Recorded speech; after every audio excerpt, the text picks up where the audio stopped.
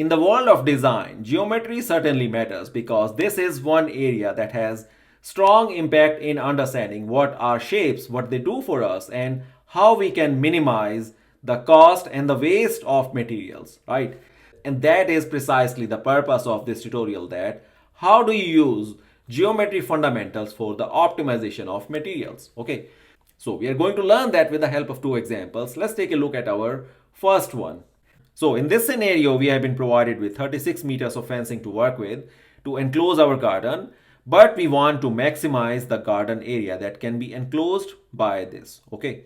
And there is a specific condition that we don't want to complicate things by creating anything except a rectangle with natural numbers, right? That means the dimensions of our rectangle have to be in whole numbers, right? What is the maximum area we can obtain with this fencing? Okay, so let's draw a diagram first to understand this problem, okay? So we have this rectangle, let's say it has certain dimensions, length and the width, all right? And the specific condition is that the total perimeter of this rectangle has to be equal to 36 meters. That means the combination of length and width can be equal to 18 meters. You simply divide both sides with 2. Now we don't know what is that value of length or the width, but we know that the combination of these two has to be equal to 18.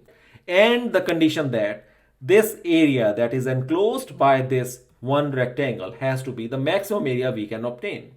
Okay, now there could be variety of values of length and width that will give you a sum total of 18. So take a look at this table that we have gathered for various values of the length, and accordingly we have the values of width, and then we computed the area, and we know that the area is equal to length times the width in meter square.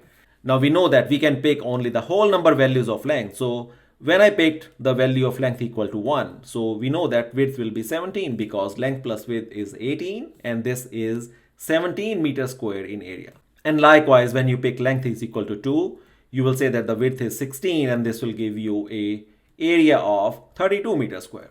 Likewise, you can pick various values of length and you will go all the way up to 9 because after that, these dimensions will start to reverse. So these are the only 9 possible values of length you could choose.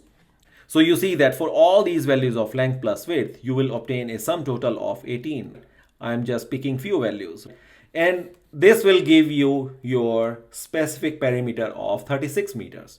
But for all of these values, the one that has the maximum area is 81 meters square, right? That means if I pick the length equal 9 and the width equal 9, that is when I obtain my maximum area. And that is precisely the purpose was that depending on various values of length and width, you will certainly meet your requirement of 36 meters of your fencing. But the one value of length and width that gives you the maximum area is 9 meters of length and 9 meters of width. And that is precisely what optimization is, that using the same resources, how can you obtain the maximum value of area for your required application, right?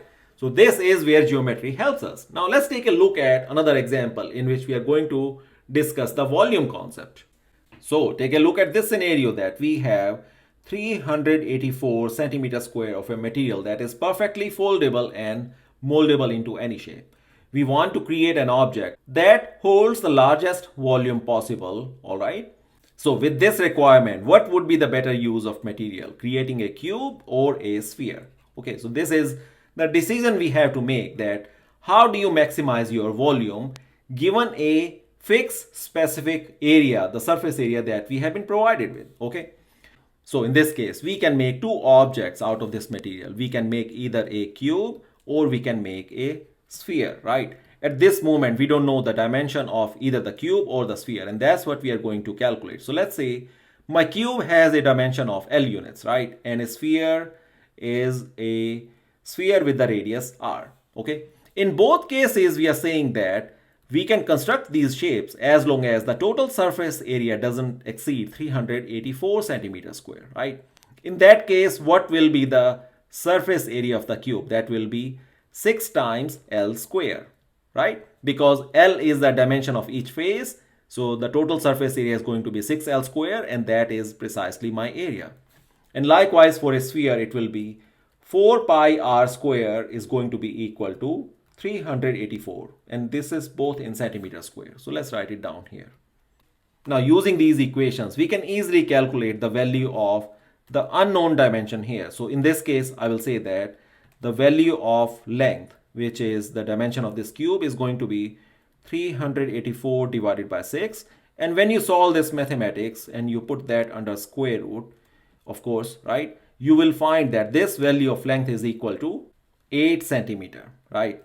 So now you know the dimension of this cube. That means the volume of this cube is simply going to be L cube, right? So it will be 8 cube, and this is equal to 512 centimeter cube. So that is the volume you can construct out of this specific material that has a surface area of 384 centimeter square. Likewise, you can obtain this mathematics and you will say that the value of the radius, the r square, is equal to 384 divided by 4 pi. Or you can say that the value of r, using this mathematics, you can find that it is equal to square root of 96 over pi, correct? We are not going to go into the details of how you obtain your division and multiplication, right? Now, in this case, once you know the value of r, the radius of a sphere, you will simply compute the volume, which is equal to 4 by 3 pi r cube, right? And that is 4 by 3 times pi times square root of 96 over pi and the cube of that. So when you solve all of this computation, you will find that this volume comes out to be 707.57 centimeter cube, right? So you notice that using the same material that we were provided with, that has a certain specific fixed surface area, we are obtaining a sphere that can hold a volume of 707.57 centimeter cube versus a cube that can only hold up to 512 centimeter cube. So which one is larger, or where we will find the maximum use of volume? Of course, we are going to go with a sphere in this case, right? And we are of course assuming that both of these objects were hollow inside, so that we could fit whatever we wanted to fit inside this using some kind of a hole or something, and we pump in our gas or liquid or whatever we want to hold inside these objects. Well, the purpose was that how do you optimize for volume? And this is where geometry helps us find the best application of the shapes, that how you can optimize for the certain required dimension, or how you can optimize for cost so that you can minimize your waste. Okay, this is precisely the purpose of how do you use geometry in modeling a design for the purpose of optimization. So with that, we conclude our discussion on the modeling concept and use of geometry in design.